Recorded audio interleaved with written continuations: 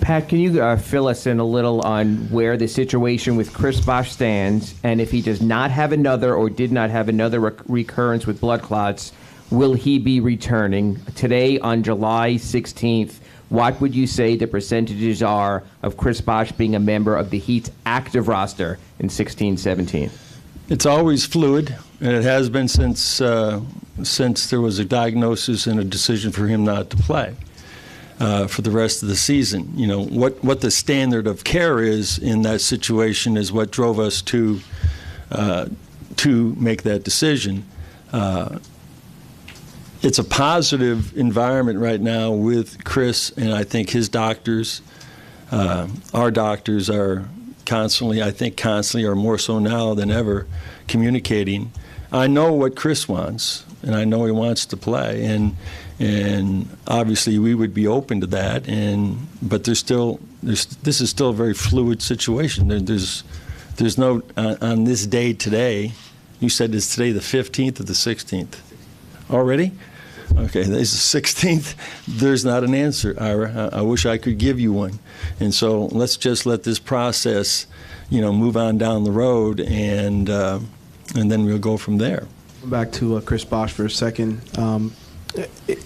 Is it simply a matter of him being free of the blood clots, or is it a much more complicated issue than that with him returning to the court next season?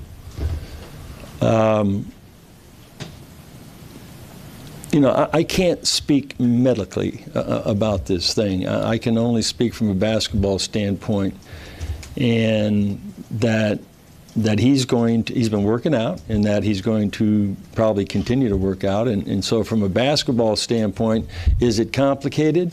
It's only complicated based on the information that we would get back from our doctors, if there's ever a moment of truth, when it comes to, yes or no. But from the standpoint, as of today, it's moving forward in a position of, down that road of him playing, that he wants to play, and we're open to helping him. We're open to helping him get there. That's all I can say.